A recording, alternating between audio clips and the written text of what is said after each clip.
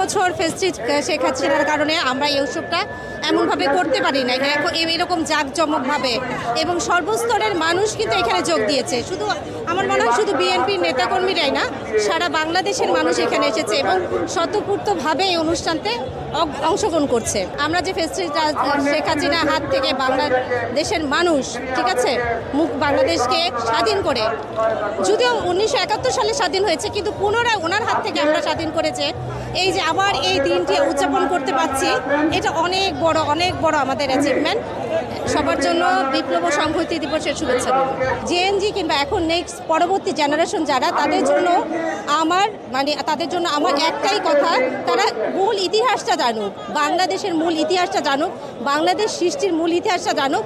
তাহলে মনে হয় আমরা পরবর্তীতে জেএনজির মাধ্যমে একটা সুন্দর বাংলাদেশ পাবো। ধন্যবাদ। বিএনপির রাজনীতিতে গুরুত্বপূর্ণ, শুধু বিএনপির রাজনীতি নয়, এই দেশের রাজনীতিতেই গুরুত্বপূর্ণ।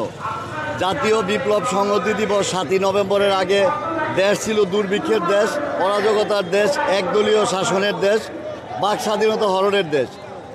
পরবর্তীতে 7ই নভেম্বরের পর দেশ বহুদলীয় গণতন্ত্রে ফিরে এসেছে, একটা সাধারণ নির্বাচনে ফিরে এসেছে, গণতান্ত্রিক দেশে ফিরে এসেছে, খাদ্যে স্বয়ংসম্পূর্ণ হয়েছে, দুর্ভিক্ষ থেকে উত্তরণ ঘটিয়েছে এবং তলাবিহীন জুড়ি থেকে খাদ্যে স্বয়ংসম্পূর্ণ খাদ্য রপ্তানির দেশে পরিণত হয়েছে। কাজে 7ই নভেম্বরের গুরুত্বকে এই দেশে কোনোভাবে অস্বীকার করার কোনো উপায় নেই। গণ অভ্যুত্থানের ফসল আমরা পেয়েছি, যেই ফসল আমাদের প্রথম স্বাধীনতা বলতে গেলে, এই জন্য আমরা খুবই খুশি, আনন্দিত। আমরা চাই আমরা সবাই মিলেমিশে আনন্দ করি, বিপ্লবী সংহতি দিবস আমরা পালন করি।